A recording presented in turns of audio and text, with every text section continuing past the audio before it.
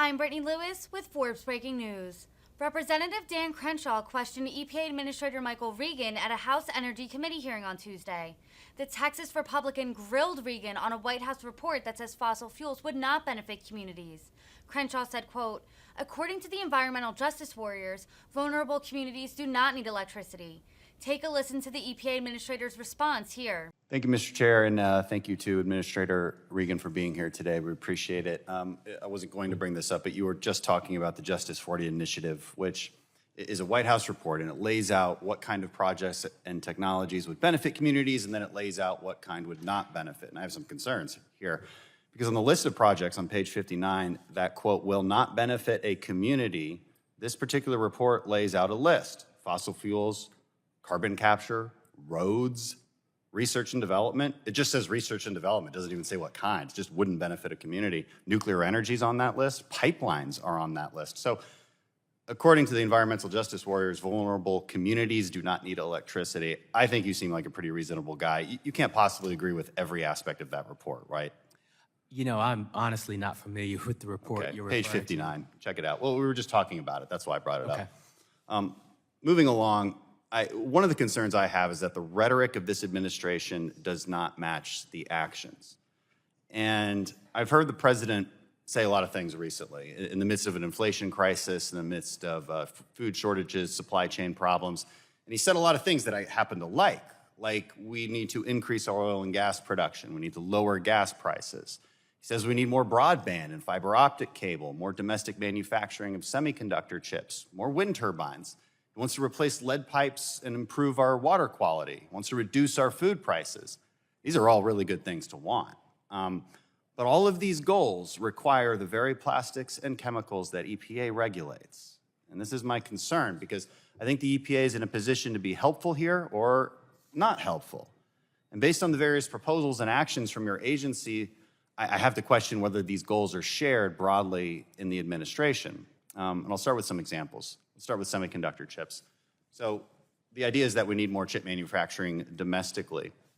The problem is this recent proposal for billion-dollar punishments on the very chemicals, PFAS chemicals, that go into chips.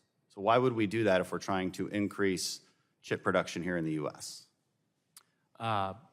Being on the receiving end of a water crisis in North Carolina, Gen X, caused by a company, Chemours, a spinoff from DuPont, I don't believe that you have to choose between protecting water quality and people's lives and companies doing the right thing the right way and contributing to our global competitiveness. And so when I take a look at situations like Gen X or PFAS, right, we know that there are technologies and ways to reduce that exposure to mothers, children, and everyone. This is about holding these companies accountable. I agree there's a good middle ground. The problem with the PFAS, talking about PFAS in particular, is EPA's proposal to ban a whole wide variety of them instead of going individually to each one that might be considered dangerous. Let's look at some more examples. The president also wants to lower food prices. That's not quite accurate. I don't think we are looking at banning PFAS as a class. I think we've looked at PFOA. It's recategorizing it in a way that would make it extremely costly to produce it. Again, looking at food prices, we want to lower food prices. It should be easier to make food and less costly.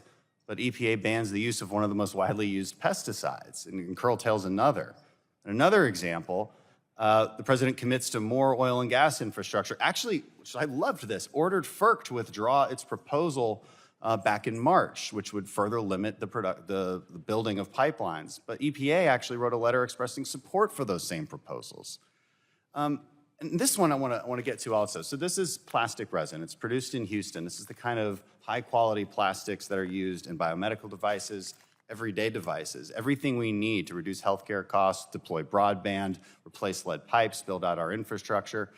But it's true, isn't it, that the EPA right now is considering reclassifying basic PVC plastics as a hazardous waste product? Does that seem like a productive thing to do in the midst of an inflation crisis?